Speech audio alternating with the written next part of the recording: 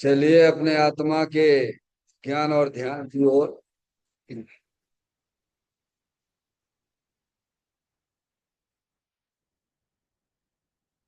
अपने चंचल मन को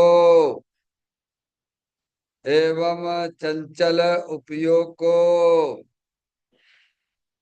स्थिर करने के लिए चिन्वाणी माता के माध्यम से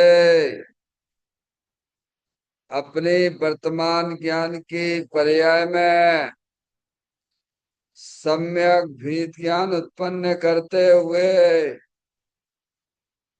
शरीर शरीर से संबंधित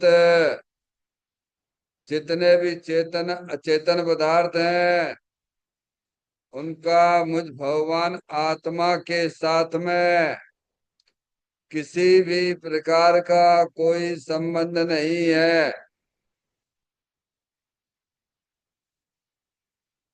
इस प्रकार समस्त पर पदार्थों में अपने संबंध की वृत्ति को छोड़ते हुए अंदर में जो अखंड ज्ञान ज्योति स्वरूप भगवान आत्मा है उसमें ही वर्तमान पर्याय का संबंध जोड़ते हुए कि मेरा यह भगवान आत्मा सदा काल शरीर आदि फल पदार्थों से भिन्न एकमात्र अखंड ज्ञान ज्योति स्वरूप ही है।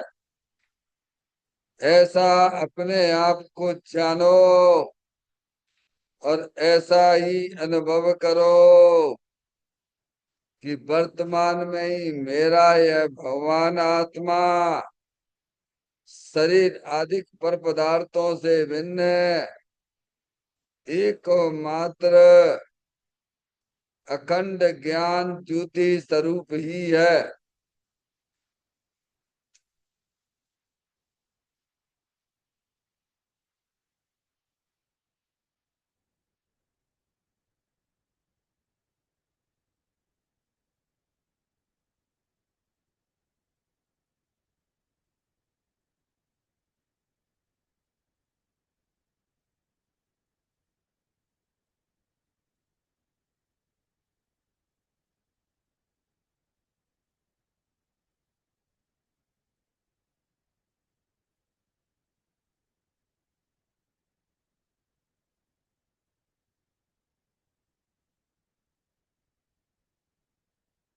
इसी प्रकार से संसार अवस्था में आत्मा की पर्याय में जो विविध प्रकार की पुण्य पाप के परिणाम दिखाई देते हैं वे समस्त परिणाम पर द्रव्यों के लक्ष्य से होने वाले भाव हैं। वे हमारे आत्मा का स्वभाव नहीं है। ऐसे समस्त रागादिक परिणामों में एकत्व बुद्धि ममत बुद्धि कर्तृत्व बुद्धि भोक्तत्व बुद्धि तथा उन रागादिक परिणामों की ज्ञाता बुद्धि को भी छोड़ते हुए अंदर में जो अखंड ज्ञान ज्योति स्वरूप भगवान आत्मा है जो कि सदाकाल शरीर रागादिकों से भी भिन्न एकमात्र पूर्ण निराकुलता स्वरूप वाला है। ऐसा अपने आप को जानो और ऐसा ही अनुभव करो कि वर्तमान में ही मेरा यह भगवान आत्मा शरीर रागादिकों से भी भिन्न एकमात्र शुद्ध वितराग आनंद मूर्ति स्वरूप है।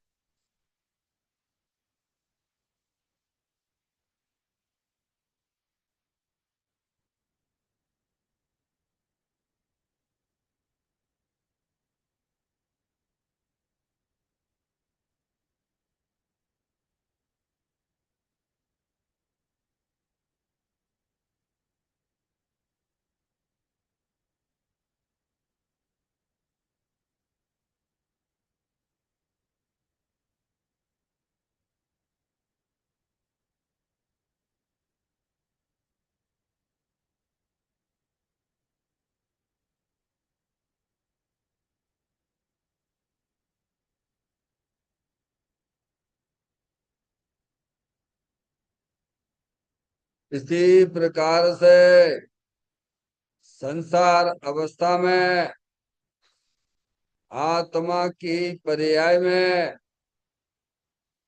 जो पर के लक्ष्य से होने वाला ज्ञान है, वह परलक्षी ज्ञान भी हमारे आत्मा का स्वभाव नहीं है।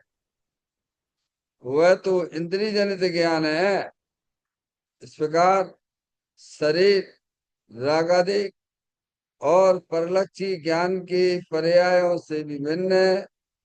मैं तो एकमात्र अखंड ज्ञान ज्योति स्वरूप भगवान आत्मा हूँ।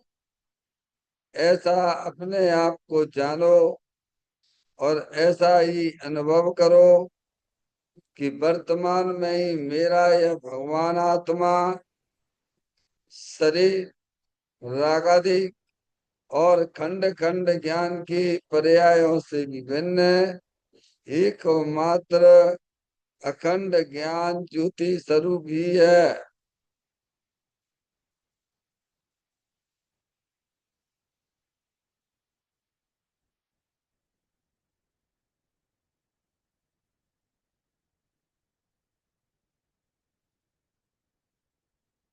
द्रव कर्म आप कर्म नो कर्म रहित शुद्धात्म स्वरूपों को हम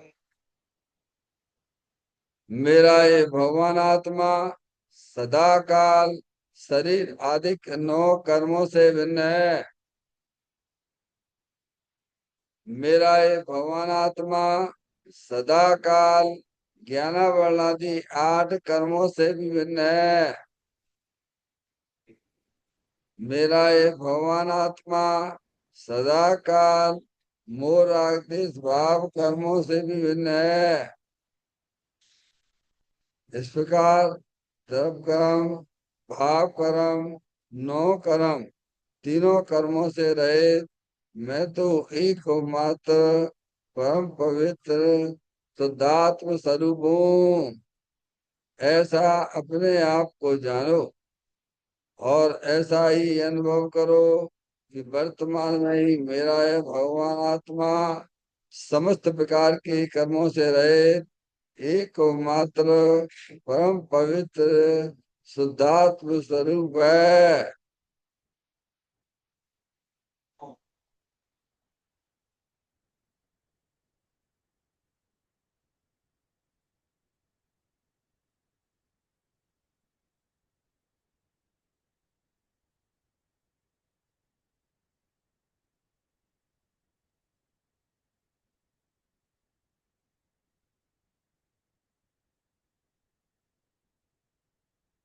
ओम नमः सिद्धेभ्यां। ओम नमः सिद्धेभ्यां। ओम नमः सिद्धेभ्यां। चिंतामणि सम स्वयं का चैतन्य तत्वमान है। निज का करूं मैं चिंतवन निज का करूं श्रद्धान में सोता तुम्हारी देव है जो गुण अनंत निदान है। मैं स्वानुभव में देख लूं आत्मा स्वयं भगवान है। मैं स्वानुभव में देख लूं आत्मा स्वयं भगवान है। निम्मल जान परिष्ठिया कम कलंकिड़े अपालदौ चैन परू ते पर मपुड़वेनी। सब कर्म मल का नाम से करवर प्राप्त कर निज आत्मा। जो नित्य मल ध्यान में नम कर निकल परमात्मा। सब नाश कर घन गाति अरवरे अंत पद को पा लिया, कर नमन उन जिन देव को, यह काव्य पथ अपना लिया।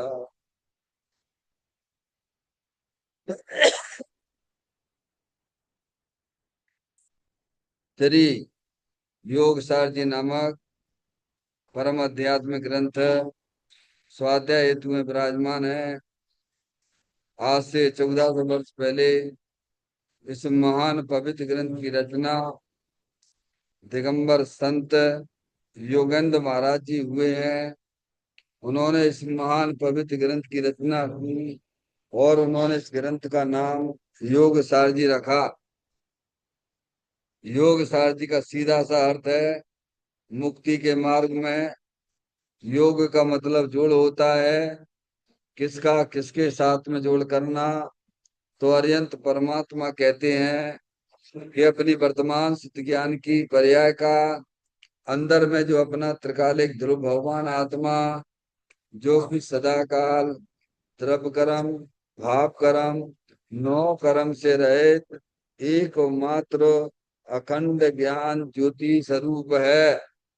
ऐसे गायक प्रभु परमात्मा में अपनी वर्तमान शुद्ध ज्ञान की पर्याय का संबंध जोड़ने का नाम योग है, जिसे शास्त्रीय भाषा में सम्यक दर्शन सम्यक ज्ञान भी कहते हैं। और उस चैतन्य भगवान आत्मा में ही अपनी वर्तमान पर्याय को मग्न कराना, लीन करना, उसमें स्थिर करना, उसे सार कहते हैं, यानी सम्यक चारित्र कहते हैं। तो योग सार क्या हो गया? सम्यक दर्शन, सम्यक ज्ञान, सम्यक चारित्र वाली निर्मल पर्याय, पवित्र पर्याय, जो अपने आत्मा के आश्रय से प्रकट होती है, इसे यहाँ योग सार कहते हैं। और इसे ही अरिहंत परमात्मा मोक्ष मार्ग कहते हैं और इसी का नाम धर्म है।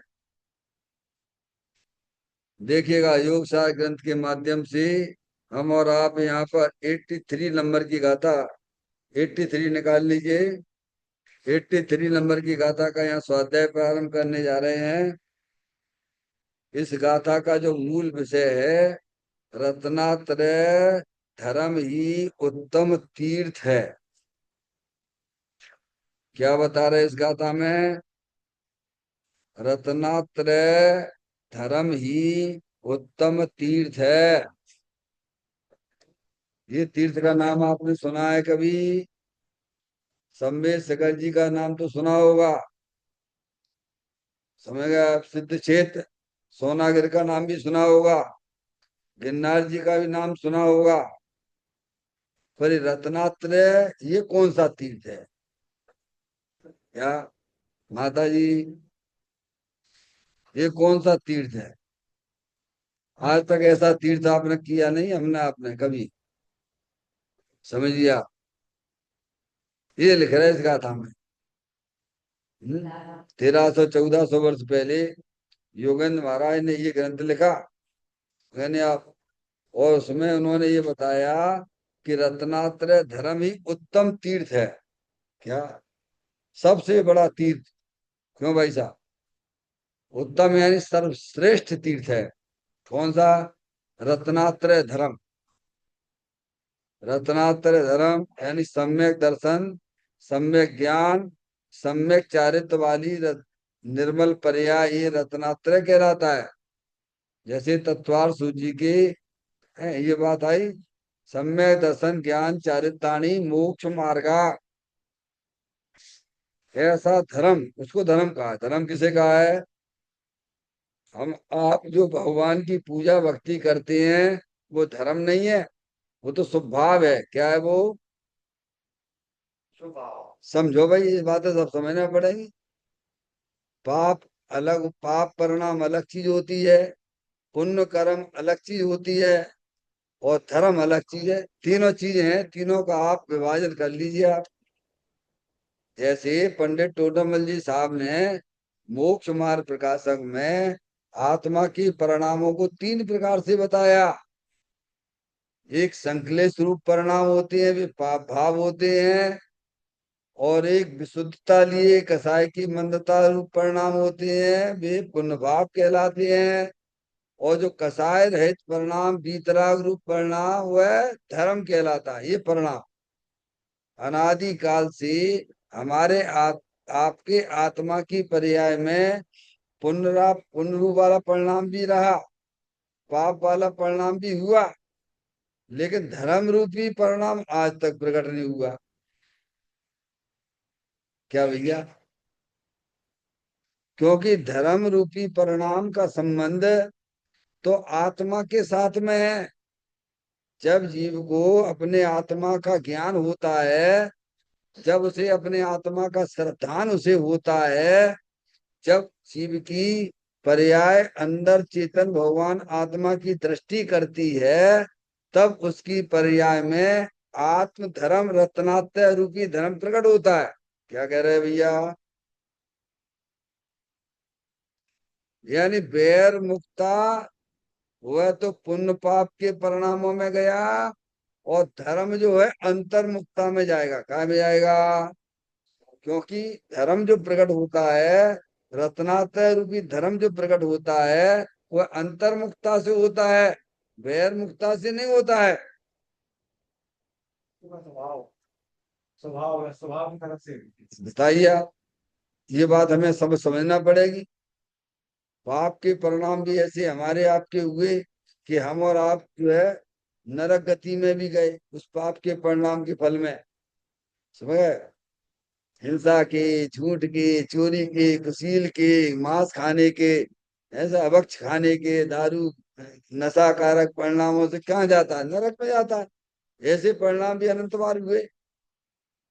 और पुण्य के परिणाम भी ऐसे हुए, कसाय की मंदता लिए परिणाम, कि हमारी आत्मा ने अनंत बार जो है मुनि व्रत धार अनंत बार हृदयवक उपजायो, पे निज आत्म ज्ञान बिना सुखलेश न पाया।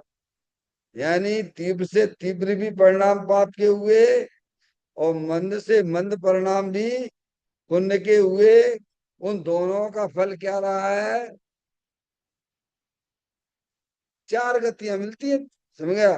पाप के परिणाम से त्रियंच गति और नरक गति मिलती है, पुण्य के परिणाम से मनुष्य गति और देव गति मिलती है, और धर्म के परिणाम से मोक्ष मिलेगा। क्या मिलेगा भैया? अब आप समझो इन बातों को, समझना तो पड़ेगा। हम आप कोई लड़का लड़की तो है नहीं है, सब जानने देखने वाली चैतन्य रूपी आत्म वस्तु है। जो द्रव्य होता है तो उसके परिणाम भी साथ में रहते हैं।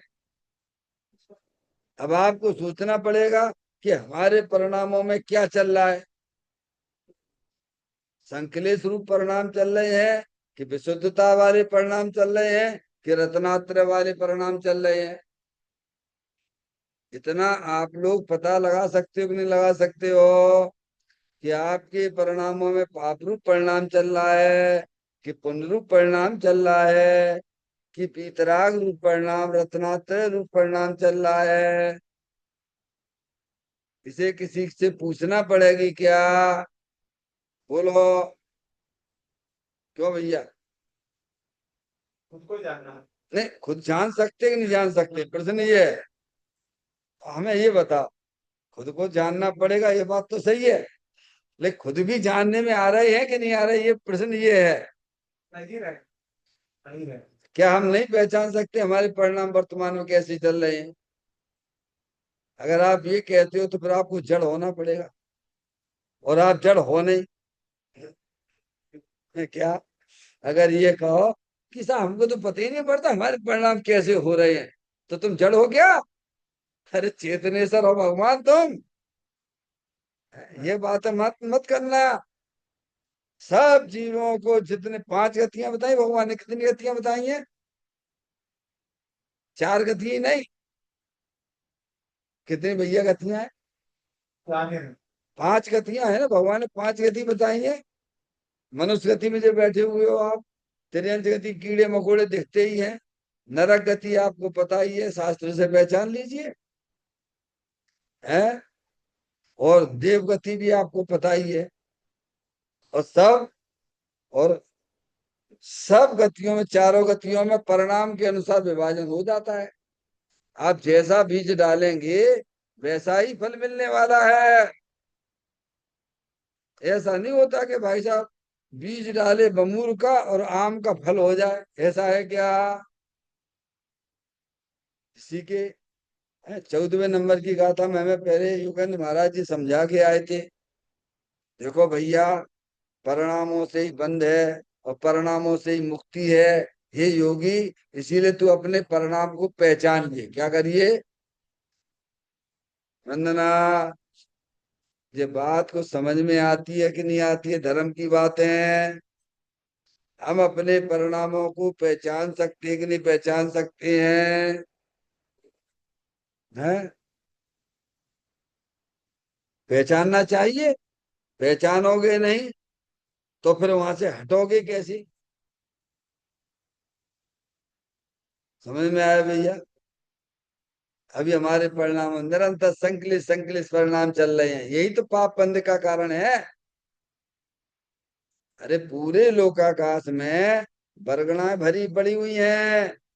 आप यहाँ जैसे प्रणाम करोगे वैसे कर्म बन जाएंगे।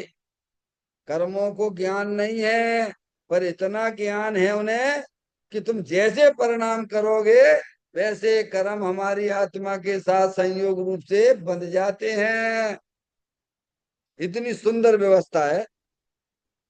आपके बारे में कोई चाहे कितना भी उल्टा सीधा सोचे, पर तुम किसी के बारे में उल्टा मत सोचो।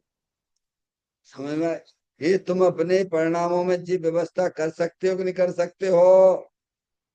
अपना भला बुरा तो अपने परिणाम से। अपने परिणामों से है। समझ में आया भैया? हम अपने परिणाम स्वच्छ रखेंगे तो उस प्रकार की कर्मों का बंध होगा।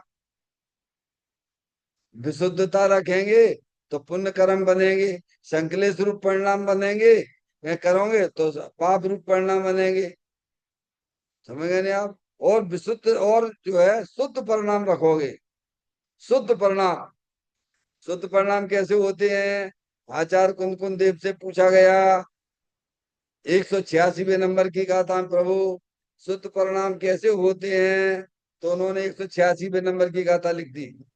जो शुद्ध जाने आत्म को वह शुद्ध आत्मा ही प्राप्त हो। अनशुद्ध जाने आत्म को अन शुद्ध आत्मा ही प्राप्त हो। क्या भैया? जो शुद्ध जाने आत्म को, अभी अपना भगवान आत्मा वर्तमान में शुद्ध है, कभी अशुद्ध हुआ ही नहीं है। भले ही संयोग में शरीर रहा है पर शरीर शरीर में है। संयोग में भले ही कर्म रहे हैं पर कर्म कभी आत्मा रूप नहीं हुए। आत्मा कर्म रूप नहीं हुआ है। भले ही हमारी आत्मा की पर्याय में रागाधिक परिणति भाव कर्म रहे, लेकिन वे भाव कर्म कभी भी आत्मा रूप नहीं हुए। क्या भैया? क्या कर रहे हैं? इसीलिए वर्तमान में प्रत्येक संसारी जीव शुद्ध है। क्या है? जो शुद्ध जाने आत्म को वह शुद्धता को प्राप्त हो, यानी शुद्ध पर्याय उसको प्रकट होती है, वीतराग रूप पर्याय प्रकट होती है। ये परिणाम आज तक आपने हमने नहीं किए, इसीलिए हमारे तीर्थ भी आज तक नहीं हुए। क्या भगवान? हाँ, कितनी भी यात्रा कर ली हो आपने संबित शिखर जी की, लेकिन आत्मा को नहीं जानते हो तो ऐसा होगा कि बर के बिना बारात हो गई वो। क्या मतलब? दूल्हा तो नहीं है, बारात लोग इकट्ठे हो गए तो उसे बारात कहेंगे क्या? शुरू से। उसे तो भीड़ कहेंगे। क्या कहेंगे उसे? बर के बिना लोग जो इकट्ठे होते उसे भीड़ कहते हैं। और जब बर रहता है उसके साथ जो लोग खड़े होते उसे बारात कहते हैं। तो जितने भी हम तीर्थ आदि करते हैं, अगर हमें अपने आत्मा का ज्ञान नहीं है, हमें अपने आत्मा का श्रद्धान नहीं है, तो भगवान आचार्य भगवान तो लोग कहते हो सब जीरो है तुम्हारे, जीरो। क्या? अच्छा ये बताओ, जो बादाम है ना संजय भैया, खाते हो ना बादाम? है? है? तो बादाम, मूल में बादाम क्या चीज है ये बताओ। ऊपर का एक छिलका होता मोटा मोटा, फिर उसके उसको तोड़ देते, फिर एक छिलका और भी होता है, और फिर उसके अंदर व्हाइट कलर की, तो बादाम किसे कहते हैं? है? तो भाई का है? ऊपर के छिलके को? है? मिगी को, व्हाइट वाली को, उसको बादाम कहती है। और वो ना हो तो उसे बादाम कहोगे क्या आप? बताइए आप। तर्क से, युक्ति से, न्याय से बात को समझो तो समझ में आ जाती है। समझ में आया? पाप कहलाता है। हाँ, वो अंदर अगर वो मिगी है, बादाम ओरिजिनल वही है, और वो नहीं है तो वो छिलका है, तो डाल दो कचड़े में उठा के। उसको ही कहलाता है। वो छिलका कहलाता है, वो बादाम कहते हैं उसे क्या? नहीं कहते हैं। तो इसे बुरा नहीं मानना कि साहब हमने इतनी तीर्थ यात्रा करी, इतनी तीर्थ यात्रा करी, सब तुम जीरो हो तुम। क्यों? तुम आत्मा को जानते ही नहीं हो। वे तीर्थ तो तीर्थ जब कहलाते हैं, कब कहलाते हैं? जब सच्चा आत्मज्ञान हो। तो ये तीर्थ की बात चल रही है इसमें, इस गाथा में। आप ध्यान से सुनिए इस गाथा को। 1300-1400 वर्ष पहले योगेंद्र महाराज ने गाथा लिखी। लोग पता नहीं कहाँ कहाँ भ्रमित हो रहे हैं, लेकिन आप भजन में जरूर बोल लेते हो, क्यों जाता गिरनार, क्यों जाता काशी, घट ही में है तेरे घट घट का बासी, अंतर का कोना टटोल के तेरा प्रभु तुझ ही में डोले, हर तुझ ही में डोले, हाँ हम सब में डोले। क्या? सभी आत्माएं हैं, कोई लड़का लड़की नहीं है। मान रहे अज्ञानता से, तो मानने के लिए तो आप कुछ भी मानते रहिए। क्या? और वस्तु स्वरूप क्या है? कि हम सब आत्मा हैं, चेतने सर भगवान आत्मा है, अरूपी है, अनंत शक्तियों से भरे हुए हैं। तो इसमें हमें ये समझाया जा रहा है कि रत्नात्रय धर्म ही उत्तम तीर्थ है। सबसे बड़ा तीर्थ क्या है? रत्नात्रय। रत्नात्रय धर्म कहाँ होता है? आत्मा की पर्याय में होता है। कब होता है? कब होता है? जब ये आत्मा ऐसा ज्ञान करता है कि मैं तो आत्मा हूँ, चेतनी सर भगवान आत्मा हूँ, लड़का लड़की नहीं हूँ। क्या? जब इसकी श्रद्धा में सम्यकपना होता है, ज्ञान में निर्मलता होती है, तब ये धर्म प्रकट होता है। क्या है? तब रत्नात्र रूपी धर्म प्रकट होता है। ये सबसे बड़ा तीर्थ ये है। देखो, इसी ग्रंथ की 21वें नंबर की गाथा में हमें यही समझाया था कि चारों अनुयोगों का सिद्धांत का सार क्या है? कि आत्मा ही परमात्मा है। आत्मा को छोड़ के जगत में कोई परमात्मा होता ही नहीं है। क्या है? अब ये तीर्थ में कभी गया ही नहीं है, और इस तीर्थ पे नहीं जाएगा तो 4 गति 84 लाख योनियों में ऐसे ही परिणन करता रहेगा। देख लीजिए आप, 23 नंबर 21 नंबर का था, खोल के पढ़िए आप। हैं? सारे सिद्धांत का सार क्या है? परमात्मा कौन है? वो आत्मा है, वही परमात्मा है। आत्मा को छोड़ के जगत में कोई परमात्मा होते ही नहीं है। तो वो आत्मा कहाँ रहता है? तो कहते शरीर के अंदर है, राख के पीछे है। हाँ, समझ गए आप? ये लिखा है उसमें, रत्नात्रय धर्म ही उत्तम तीर्थ है। सबसे बड़ा तीर्थ यही है। बोलो, सबसे आपकी इच्छा बहुत होती है सबसे बड़े तीर्थ में जाने की, होती है कि नहीं होती है? बोलो भैया, होती है कि नहीं होती है? वो होना चाहिए कि नहीं होना चाहिए? दुनिया में सब चीजें बढ़िया बढ़िया करने की इच्छा होती है, तो अंदर परिणामों में ऐसा भी तो लाओ कि भाई साहब सबसे बड़ा तीर्थ हमें करना है। क्यों भाई साहब? घर में सब बढ़िया बढ़िया चीज लाने की इच्छा होती है, और बढ़िया बढ़िया जगह घूमने की इच्छा होती है। तो बढ़िया बढ़िया तीर्थ भी करना चाहिए कि नहीं करना चाहिए अपना आपको? तो सबसे बड़ा तीर्थ क्या है? तो योगेंद्र महाराज कहते रत्नात्र धर्म ही सबसे बड़ा तीर्थ है। क्या है? उत्तम शब्द लगाना क्या है? है।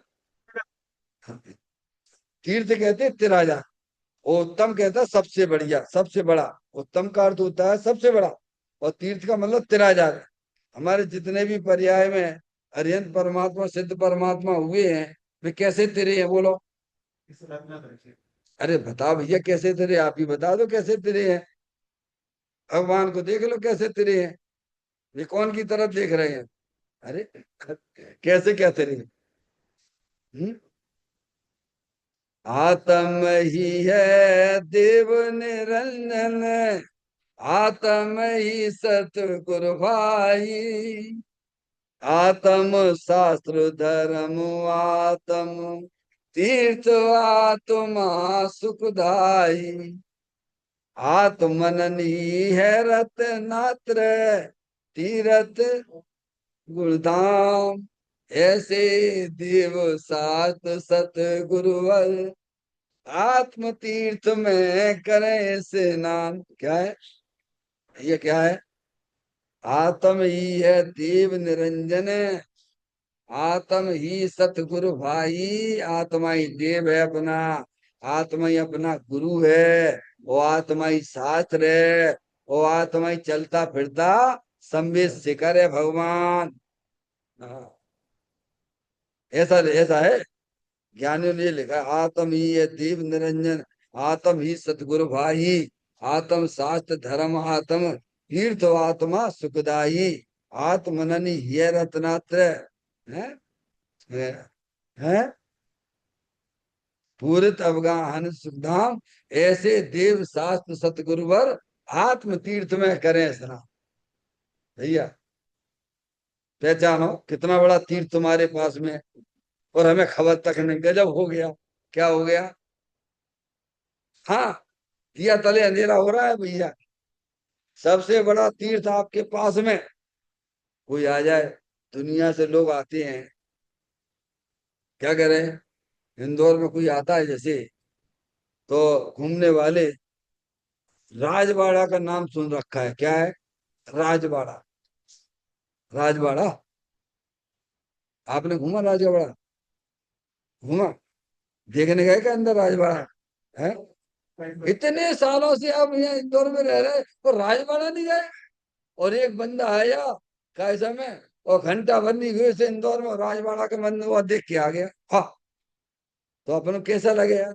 ये राजवाड़ा इतना फेमस है, और हम तो कहूँ गए ही नहीं, तुम इंदौर में रहते रह हो गए। ऐसे ही भगवान कह रहे हैं, ज्ञानी कहते हैं कि सबसे बड़ा तीर्थ तो तुम्हारे पास में है, और तुमको भी गए वहां पे। हाँ, क्या कह रहे? माता जी कहीं कहूँगा, शर्म आने चाहिए। चुल्लू भर पानी में डूब मरो। दुनिया में फेमस है सबसे बड़ा तीर्थ, और उसके पास में तुम रहते हो, और तुम कभी गए नहीं हो। शर्म करो। क्या क्या कह रहे संजय भैया? शर्म आने चाहिए नहीं आने चाहिए? बोलो। है? आपके पास में इतने जैन मंदिर हैं, यहाँ पर सब जैन मंदिर हैं, और आपने एक को जैन मंदिर नहीं करो। लोग आके कहें वैसा हमने तुम्हारे यहाँ के सब जैन मंदिर कर ले। तुमने करे कि नहीं करे? अंजलि नगर का, यहाँ का, वहां का, है राम कालोनी नगर चौराहे का, रामचंद्र नगर का। क्यों भैया गए? हमने गए तो कैसे लगे अपन को? ये कैसे चैनी है ये इन्हें एक मंदिर नहीं गए? साधन नगर का जैसे एक ही मंदिर नहीं देखा साधन नगर में? नहीं, हम नहीं गए। तो कैसा लगे अपन को? अरे अपने परिणामों में कैसा लगे भैया? कोई चैनी तुमसे ये बात कहे, थोड़ी बहुत शर्म आती है कि नहीं आती है उसमें? आना चाहिए कि नहीं आना चाहिए? संजय भैया हैं? हैं? वहां तो शर्म आती है, तो यहाँ शर्म नहीं आती है। जिनवाणी माता ये कह रही है कि सबसे बड़ा तीर्थ तो तुम्हारे पास में ही है। आत्म तीर्थ, और हम कभी उसको देखने की और उसके बाद जाने की कोशिश नहीं करते हैं। हैं? ये लिखा है इसमें, देखिए पढ़िए आप। रत्नात्रय धर्म ही उत्तम तीर्थ है। क्या है भैया? सबसे बड़ा तीर्थ क्या है? रत्नात्रय। रत्नात्रय किसे कहना? सम्यक दर्शन ज्ञान चारितानी मोक्ष मार्गा, वह धर्म है। और वह धर्म अपने आत्मा की तरफ देखने से प्रकट होता है। कैसे होता है? आत्मा को देखने का नाम धर्म, आत्मा को जानने का नाम धर्म, आत्मा के अनुभव का नाम। अब भाई भाई नहीं कर रहे, बाकी आप तो सब कुछ करवा ले दुनिया भर की। क्या कहा संजय भैया? ये टेबल को उठा के वहां रख दो। मगर ये धर्म है ये उठाओ वो उठाओ, कहते भगवान की पूजा सब करवा सब। बोलो आप फ्री को, हम सब करने के लिए तैयार है, पर तुम सीधे चुपचाप अपनी आत्मा में बैठ जा। हाँ, ये ना ये तो बहुत कठिन है। ये हालत होगी इसकी। क्या? ऐसा क्यों हो रहा है? क्योंकि अनादि काल से आत्मा को जानते ही नहीं है। एक बात, अनादि काल से यह समस्त अज्ञानी जीव अपनी आत्मा को जानते ही नहीं है। समझ में आया भैया? सब ऐसे ही भ्रमित हो रहे हैं। और जहाँ जानने की बात बताई जा रही है जैन दर्शन में, वहां पे वो अपना समय देता नहीं है। महान पुण्य के उदय से, उसी के ही महान पुण्य के उदय से जैन दर्शन मिला हमें, आपको जैसे मिल गया। क्या भैया? मिल गया। महान पुण्य की वजह से मिलता। क्यों? आप बोलते हो नहीं बोलते, स्तुति बोलते हो नहीं हो? अति पुण्य उदय। अति पुण्य उदय मम आया, प्रभु तुम्हारा दर्शन पाया, तुमको जाने दुख पाए निज गुण आने। क्या? महान पुण्य की वजह से हरिहर परमात्मा मिलती है, माँ जनवाणी माता मिली है। तो बहुत से जीव तो जो है पुण्य की वजह से जैन धर्म भी प्राप्त करते हैं, लेकिन यहाँ भी बैठ के अपनी आत्मा का ज्ञान नहीं करते हैं, और जैसे मिले और वैसे ही चले जाते हैं। क्या हो जाता है भगवान? एक तो अनादि काल से इस आत्मा को अपने आत्मा का ज्ञान नहीं, और इसके कई समय पुण्य की वजह से चीज मिल भी जावे, तो आत्मा की बातें यहाँ जिनवाणी में लिखी हुई है, तो यहाँ नहीं बैठे, यहाँ टाइम नहीं देगा आपको। बस भगवान की थोड़ी बहुत पूजा कर ली और भक्ति कर ली, महाराज जप लियो, चलो भैया हो गया काम, अब तो हो जाएगा आत्मा का ज्ञान। यहाँ साधन है अपनी आत्मा के बारे में परिचय करने का, सो करता नहीं है। समझ नहीं आ, इसीलिए उसे लगता है बहुत कठिन। देखो भैया, कोई भी चीज होती है ना, हम्म, तुम उसको जब तक नहीं जानोगे तब तक वो चीज बहुत कठिन लगती है, और जब तुम जानने लग जाते हो, जब उसमें अभ्यास करते हो, तो वो चीज सरल हो जाती है। कोई चीज असंभव नहीं है, ध्यान रखिएगा। है, ये बात है। तो इसको ये चीज लगता है ना, ये तीर्थ लगता है बहुत कठिन, क्योंकि अभ्यास नहीं है, ज्ञान नहीं है ना। वो विपरीत अभ्यास सहज हो गए। वो तो कितना अभ्यास करते वो हैं? तो अरे मैं कहता रहा हूँ, मैं हजारों बार कहता हूँ, पाप करना कठिन, पुण्य करना कठिन, और धर्म करना सरल। अनभ्यास। कोई पाप करने के लिए क्या करना पड़ेगा? उस पदार्थ के पास जाओ, और नहीं जाओ तो वहां को चिंतन करो। चिंतन तो करने पड़े नहीं करें। धर्म के लिए कुछ और पुण्य करने के लिए, अरे पुण्य कर पाप, पुण्य पाप करने के लिए क्या करते हो बोलो? है, यही करते हो ना। कोई पाप करना। पर वस्तुओं का चिंतन विचार या उनके पास जाना आना, और क्या है? और आत्म धर्म प्रकट करने के लिए, बिन याचे बिन चिंतवे धर्म सकल सुख दे। क्या? धर्म करने के लिए ना तो किसी की याचना करना, ना किसी के सामने गिड़गिड़ाना है। क्या? बिन याचे बिन चिंतवे धर्म सकल सुख दे। सब धर्म करने से, यानी धर्म का मतलब होता है अपने आत्मा का सच्चा ज्ञान कर लेना, अपने आत्मा के साथ अपनी पर्याय का संबंध जोड़ देना, इसको भगवान धर्म कहते हैं, इसे रत्नात्रय धर्म कहते हैं। आगे बात समझ में? ये सबसे बड़ा तीर्थ है। आपने जे काम कर लिया, देखो पंडित टोडरमल जी साहब ने भी 260 नंबर के पृष्ठ पे ये बात लिखी। देखो तत्व विचार की महिमा क्या है, पढ़ा है भैया संजय भैया?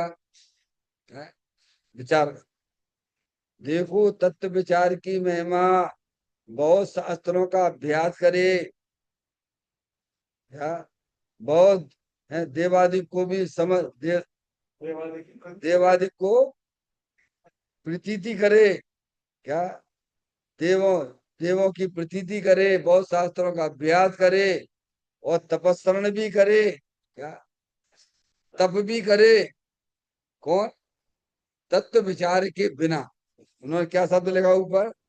देखो तत्व विचार के बिना देवादिक की प्रतीति करे, बहुत शास्त्रों को पढ़े नहीं, अभ्यास करे। समझना, पढ़ना उसमें, देखना आप उसमें, बहुत शास्त्रों को पढ़े नहीं, अभ्यास बहुत शास्त्रों का अभ्यास करे, तपस्या तपस्सरण भी करे, कर क्या सब कुछ करे, लेकिन तत्व का विचार नहीं करे, तो वो तो सम्यक का अधिकारी नहीं, अधिकारी ही नहीं, पात्र ही नहीं है।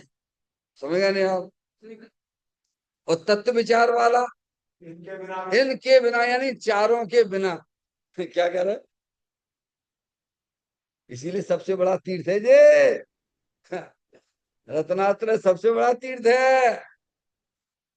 तत्व विचार वाला इनके बिना भी सम्यक का अधिकारी हो जाता है, ये लिखा उसमें, पढ़ लेना 260 नंबर के पेज पे। देखो विचार वाले को ही सम्यक दर्शन होता है, निर्विचार वालों को नहीं होता है। इसीलिए एक इंद्री से लेके असंगी पंचेंद्री तक जी धर्म प्रकट नहीं कर सकते हैं, रत्नात्रय रूपी धर्म प्रकट नहीं कर सकते हैं।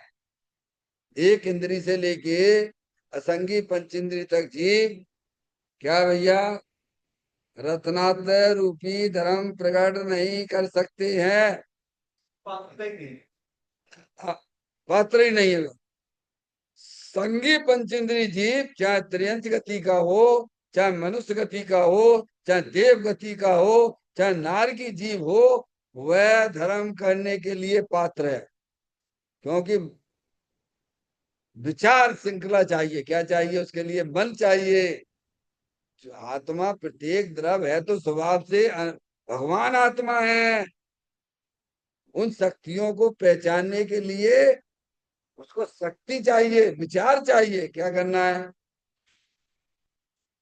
शुद्ध बुद्ध चेतन घन स्वयं ज्योति तो सुखधाम, बीजो कहियो केटलू कर विचार तो विचार हमारे पास है, मन मिला है। हम चाहे तो जो रत्नात्तर रूपी धर्म कर सकते हैं, और हमें करना भी चाहिए। हम अपने मन का उपयोग कहाँ कर रहे हैं? विचार करिए, आप खुद विचार करिए, आप कहाँ मन को लगाते हो? लगाना कहाँ चाहिए था? समझ गए नहीं आप? इसीलिए इस गाथा बहुत ही महत्वपूर्ण गाथा है। आत्म तीर्थ को ही सबसे बड़ा तीर्थ कहा गया है। क्या कहा गया है? सरल है, अपने आत्मा को जानना सरल है भगवान, कठिन कुछ भी नहीं है। आपने कभी ज्ञान नहीं किया, ज्ञान नहीं किया तो श्रद्धान का उदय भी नहीं होता है। समझ गया? सतगुरु कहें सहज का धंधा, वाद विवाद करे सुगंधा। क्या भैया, अब जामे क्या? क्यों भैया, मंदिर में भगवान के दर्शन करने हो तो भगवान के दरवाजे खुलेंगे तो दर्शन कर पाओगे, और तुम्हें अपने भगवान के दर्शन करने हो तो आंखें खुली हो या हो बंद, दीदार उनका होता है। क्या भगवान?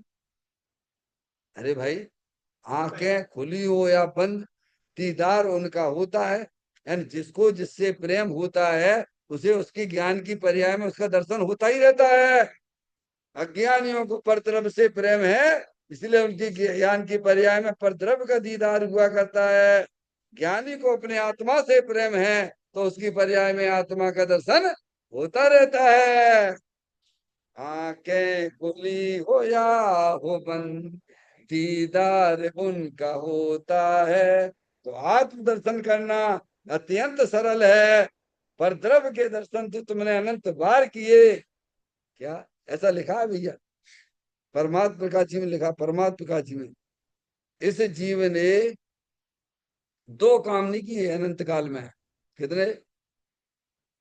कितने भैया संजय भैया? अनंत काल हो गया, हमने आपने दो काम नहीं करे। कौन से? ना तो इसने हरियंत परमात्मा के दर्शन करे और ना अपने आत्मा का अनुभव किया। क्या मतलब भैया? बताओ। ये लिखा है, योगेंद्र महाराज में लिख रहे परमात्मा दो काम नहीं किए। कैसी बात कर रहे हैं पंडित जी? हम तो भगवान हरियंत भगवान के दर्शन कर रहे हैं। समझ गए नहीं? आत्मा को जाने बिना हरियंत परमात्मा सिद्ध परमात्मा के दर्शन नहीं होते हैं। समझ में आया भैया? जो आत्मा को जानते हैं उन्हें अरिहंत सिद्ध परमात्मा के दर्शन होते हैं। जो आत्मा को नहीं जानते हैं, भले ही भगवान के सामने कैसे भी खड़े हो आप। समझ में आया भैया? इसलिए आत्म तीर्थ ही उत्तम तीर्थ है। इस गाथा बहुत महत्वपूर्ण गाथा है ये, समझिए आप। ऐसे तीर्थ पे जाने के लिए हमें अपना मन बनाना चाहिए कि प्रभु जो अनादि काल से हमने नहीं किया है, प्रभु हम वो ही करेंगे। तो शाबाश बेटा, बहुत बढ़िया। ऐसा संकल्प लो। क्या भैया? वहां तो बहुत संकल्प लेते हो, जो किसी ने नहीं किया वो हम करेंगे। क्या इसने ये मकान में इससे ना इतना बड़ा, हम इससे ही बड़ा मकान बनाएंगे। क्या करेंगे? नहीं ऐसा। जे इंजीनियर बन गए, जे डॉक्टर बन गए, तो हम और इससे बड़ी पढ़ाई क्या होती है वो भी करेंगे। पर यहाँ ये जो है ये नहीं करता है। यहाँ संकल्प करो प्रभु। यहाँ का रिजर्वेशन कराओ। हाँ, यहाँ का करो। नर भव मिला है मैं अपूर्व कार्य करूंगा, पाया है जिन साधन भव का अभाव करूंगा, है मेरा सम्यक है मेरा निर्णय। क्या क्या कह रहे संजय भैया? नर भव मिलाए मैं अपूर्व कार्य करूंगा। अपूर्व कार्य क्या है? आप अपनी आत्मा की पर्याय में रत्नात्म रूपी धर्म प्रकट करना, वीतराग रूप धर्म प्रकट करना, ये अपूर्व कार्य है। ये पुण्य पाप ये कोई अपूर्व कार्य नहीं है। क्या? पुण्य पाप तो तुमने अनंत बार किए हैं, उनका फल तो चार गति है। और वीतराग रूप परिणाम का फल तो मोक्ष गति मिलती है। इसीलिए रत्नात्रय धर्म उत्तम तीर्थ कहलाता है, सबसे बड़ा तीर्थ है। मन बनाइए सबसे तीर्थ पे चलने के लिए भगवान है। अब जा तीर्थ पे जाने के लिए कितने पैसा लगेंगे? बोलो भैया। शंभे शिखर जी पे जाओगे आप, क्यों? कित रिजर्वेशन कराओ, धर्मशाला की बुकिंग करवाओ, है भैया, पैसा भी खर्च करो, है, और परेशान भी। और वहां जाके फिर कसाई करने लग जाओ, है। सेल्फी लो। बताओ। और यहाँ तुम्हें क्या करने हैं? यहाँ कितने पैसा खर्च करने पड़े? इसीलिए सदा सुखदास जी ने रतन करण सराचार्य जी के अंदर में लिखा, देखो भैया, ऐसा तीर्थ जो है ना भाई साहब, ऐसा धर्म मूल नहीं मिले जो तुम पैसा से लेके खरीद के लेके आ जाओ। ऐसा ऐसा धर्म संबित शिखर जी में भी नहीं है। ऐसा धर्म जो है कैसे मंदिरों में ना मिले। जब आत्मा पर द्रव पर भाव की दृष्टि छोड़ देता है, अपने चेतन भगवान आत्मा की दृष्टि करता है, तब ऐसा धर्म प्रकट होता है। ये कह रहे हैं रत्नात्रय, रत्नात्रय धर्म ही उत्तम तीर्थ है। कौन सा है भैया? ये काम करो जो तुमने अनंत काल में नहीं किया है, और मौका मिला है आपको। हमें और आपको यह मौका मिला है, क्योंकि इस तीर्थ के जो समझाने के लिए हमारे पास में ग्रंथ है। समझ में आया? ये अन्य जगह आपको नहीं मिलेंगे। सब साधन मिले। हाँ, वहां तो आपको कैसे क्या बनाएंगे, तुम्हारी पूजा करो, तुम्हारी भक्ति करो। क्या कहा? अभी बहुत बढ़िया गाथा है ये, मैं आपको पढ़ूंगा, आपको समझ में आएगा। कितने लोग तंत्र मंत्र के चक्कर में पड़े हुए हैं। ये 1300 1400 वर्ष पहले ये गाथा लिखी गई। समझिए। और आज भी दिमाग में से तंत्र मंत्र नहीं उतरता लोगों के, चमत्कार में ही बस पड़े हुए हैं। हाँ, हमारे स्वाध्याय करने वाले, जैसे मान लीजिए आपसे हम कहें भैया महावीर जी गए हो आप? जैसे महावीर जी अपन जाए और अपन को ये मालूम पड़ जाए यही महावीर भगवान की प्रतिमा है ना, ये बड़ी चमत्कारी है। कैसी है? कौन सी? महावीर भगवान की जो प्रतिमा है ना वहां पे, जिसके कारण से दुनिया आती बहुत चमत्कारिक है। तो पूजा कहीं कर रहे हो, वहीं कर रहे हो, जाएगा कहाँ कर रहे हो, कहाँ कर रहे हो? तो आज भी ये पाखंड में फंसा हुआ है जी।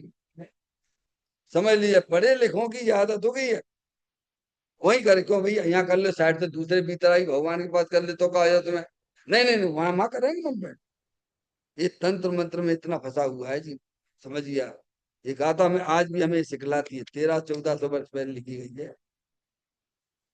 उतरता नहीं इसका नशा। या ये लो, अब गाथा पढ़ते हैं, फिर देखो कल अपन चालू कर पाएंगे। रत्नात्रय से युक्त जो है आत्माई तीर्थ है, मोक्ष का कारण वही ना मंत्र है ना तंत्र है। हे योगी, रत्नात्रय से जीव उत्तम व पवित्र तीर्थ है, यही मोक्ष का उपाय है, और कोई तंत्र या मंत्र नहीं है। क्या कह रहे हैं? कितनी बात आई हमें। हे योगी, क्या योगेंद्र महाराज कहते हे योगी, समझ, इस मार्ग पे चलने वाले मैंने समझाते हैं कि रत्नात्रय सहित जीव उत्तम व पवित्र तीर्थ है। कौन सा तीर्थ है? रत्नात्रय सहित जीव। क्या लिया उन्होंने? जो उनकी दृष्टि अपने चेतन भगवान आत्मा में लगी हुई है, जिनका श्रद्धान अपने चेतन भगवान आत्मा को समर्पित हो गया है, जिनकी चारित्र्य की पर्याय अपने द्रव्य स्वभाव में रमण कर रही है, वह रत्नात्रय वाला जीव ही वास्तव में उत्तम तीर्थ है क्या? ये काम आप सब जगह कर सकते बैठ के, ये कोई मंदिर में होता है ऐसा नहीं है। आप समझिए, आप घर पे रहो तो घर पे भी ये काम कर सकते हो, दुकान पे बैठे हो तो दुकान पे भी ये काम चालू रहेगा। पर समझो तो पहले। क्यों भैया, कोरोना के काल में जब मंदिर भी बंद हो गए थे, तो आप लोग दर्शन बिना तो कुछ खाते पीते नहीं हो, तो कुछ तो उपाय किया ही होगा आप लोगों ने। अरे भाई क्या किया होगा? क्यों? उसने टीवी पे चाहे मोबाइल पे चालू कर लिया, भगवान के दर्शन कर ले, हम कहने आप। और जिनवाणी को सुना रहे तो जिनवाणी सुन ली, तो वहां भी तुम्हें पुण्य हो रहा हो कि नहीं हो रहा हुआ है? तो पुण्य कहाँ होता है? परिणामों में होता है कि स्थान विशेष पे होता है? तुम स्थान विशेष का पक्ष क्यों रखते हो? समझ में आया भैया? तो ये बात हमें यहाँ सिखलाते हैं कि रत्नात्रय सहित जी उत्तम व पवित्र तीर्थ है। कौन है? जिसने अपने चेतन भगवान आत्मा की दृष्टि की है, जिसने अपने चेतन भगवान आत्मा का निर्विकल्प स्वसंवेदन ज्ञान किया है, जिसने अपनी पर्याय को अपने चेतन भगवान आत्मा में लीन कर दी है, वही वास्तव में उत्तम तीर्थ और पवित्र तीर्थ है। क्या है? वो आत्मा पवित्र हो गया। क्यों नहीं होगा आत्मा पवित्र? अंदर अपना भगवान आत्मा परम पवित्र है। अरे भाई, एक मणि होती है, जो जो लोहा उसको टच करे तो वो सोना हो जाता है। क्या हो जाता है? कौन है बोलो, वो कौन सी मणि है? पारसमणि। क्या क्या? आज पारसमणि नहीं है, चिंता मत करो। समझ में आई भैया? है, वो पारसमणि ऐसी चीज है कि उसको अगर लोहा भी टच करे, स्पर्श करे, तो वो लोहा भी सोना हो जाता है। ऐसे ही अपना भगवान आत्मा परम पवित्र है, जिसने आज तक शरीर को छुआ नहीं, जिसने आज तक कर्मों को छुआ नहीं, जिसने आज तक राख को छुआ नहीं, ऐसे भगवान आत्मा की जो दृष्टि करते हैं उनकी पर्याय पवित्र हो जाती है। क्या ये कारण परमात्मा है ऐसा। चिंतामणि भगवान आत्मा तीर्थ समझेगा नहीं आप। पारसमणि है, पारस चिंतामणि रतन। उसका उसका श्रद्धान करने से, उसका ज्ञान करने से, समझ गया, वो पर्याय भी परम पवित्र हो जाती है। ये लिखा पवित्र होती है, क्या है, तभी तो हो जाती है ना। पर्याय पवित्र क्यों होती है? क्योंकि पर्याय ने संगति किसकी की है? अभी हमारे पास भी पर्याय है, सबके पास पर्याय है, सबके पास द्रव है। द्रव होता है, उसकी पर्याय भी होती है, पर्याय होती है तो द्रव्य भी होता है। अब हमारी पर्याय किसके साथ संबंध जोड़ रही है? लॉजिक से, न्याय से समझो। आपके पास परिणाम है कि नहीं है? बोलो, है कि नहीं है? परिणाम के बिना द्रव्य नहीं होता, द्रव्य परिणाम के बिना नहीं होता है। अब अज्ञानी उस परिणाम को पर के साथ जोड़ देता है, तो उसके साथ तो फिर क्या मिलता है? मोह राग द्वेष अशुद्ध पर्याय मिलती। क्या मिलती बात? पर के साथ जोड़ने से अशुद्ध पर्याय मोह राग द्वेष की उत्पत्ति होती है। और वही पर्याय जब अपने द्रव्य के साथ संबंध जोड़ लेती है तो परम पवित्र पर्याय प्रकट हो जाती है, रत्नातर रूपी पर्याय प्रकट हो जाती है। अब जोड़ना आपको आना चाहिए, ज्ञानी को जोड़ना आता है। और आप जोड़ते किससे हो? पर के साथ जोड़ते हो। तो पर्याय में मोह राग द्वेष आता है, तो मोह राग द्वेष आता है तो द्रव्य कर्म का बंध होता है, तो द्रव्य कर्म का बंध होता है तो शरीर मिलता है, तो ये संसार चक्र चालू रहता है। क्या कह रहे हैं? समझ में आएगी कि नहीं आई बात? जोड़ना तो आपको आता है, पर आप जोड़ते हो पर द्रव्यों के साथ संबंध जोड़ते हो तो संसार चक्र चालू रहता है। ज्ञानी पर्याय को अपने द्रव्य के साथ जोड़ देते हैं तो जो मोक्ष में चले जाते हैं। कहाँ चले जाते हैं? ये लिखा उसको, देखो पढ़ो। रत्नात्रय से जीव उत्तम पवित्र तीर्थ है, सबसे बड़ा तीर्थ यहाँ पे। पहले स्थापना तो करो भगवान। मंदिर में तो भगवान की तुमने स्थापना कर ली तो भगवान ही भगवान तुम्हें है। कहाँ जा रहा है भैया? भगवान के दर्शन कर रहे हैं। अभी कोई ऐसा है, कोई प्रतिमा ढक दो आपके पास में, पंच कल्याणक आपने बहुत किए होंगे हैं, उन्हें कपड़े वपड़े भी पहना देते हैं, समझ नहीं आप, लेकिन मंत्र नहीं फूका है। तो उन भगवान को आप नमस्कार करती हो क्या? है? क्यों नहीं करती हो? वे वेदी पे थोड़ी देर बाद तो वेदी पे विराजमान होने वाले करो ना उन्हें। नहीं अभी नहीं करेंगे तो कब करोगे?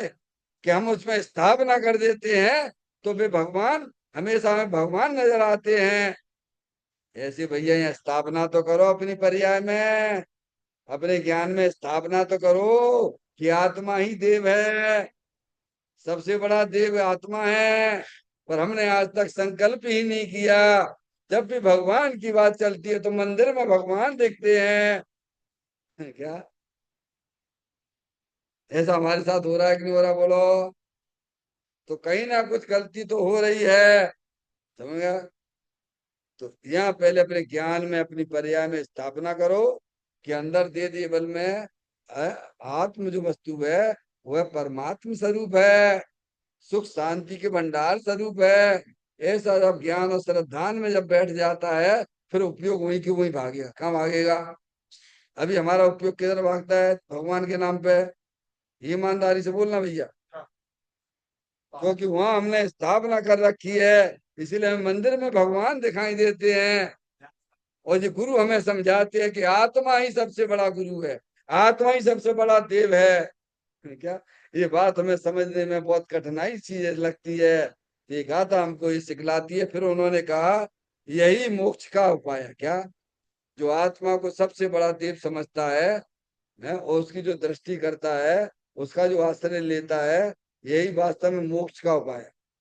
यानी बाहरी जितने आपके उपाय जो किए जाते हैं मोक्ष के, वे मोक्ष के उपाय नहीं है। अंतर्मुख होके अपने चेतन भगवान आत्मा की दृष्टि करना, उसका आनंद लेना, उसका अनुभवन करना, ये वास्तव में मोक्ष का उपाय है। बाकी मतलब एक चीज का उन्होंने स्थापना कर दी नहीं तो बाकी का तुम निषेध कर दीजिए आप उसमें, क्या हो गया? तो भगवान की पूजा भक्ति वो तो शुभ भाव है। क्या है वो? क्या है वो? वो शुभ भाव है। समय आपके घर में परिवार में जो भी इष्ट मित्र हैं जी हैं, उनके निरंतर आपके दिमाग में रहता है, वो पाप का परिणाम हुआ। सब देव शास्त्र गुरु जिसके ज्ञान में रहते हैं वो शुभ भाव है, और जिसके ज्ञान में अपना चेतन भगवान आत्मा वो शुद्ध भाव है। समझ में आया भैया? तो कहते हैं यही मोक्ष का उपाय है, और कोई तंत्र या मंत्र नहीं है। समझ गए ना आप? अच्छा, आप तंत्र मंत्र है, मंत्र आप बोलते हो, समझ? तंत्र मंत्र, तंत्र यानी शरीर की क्रिया। समझ गए? शरीर की क्रिया को बदलने में जो समझता का एकदम, अभी वहां बैठे थे भगवान पूजा, तो समझे इससे क्या हो जाएगा भैया?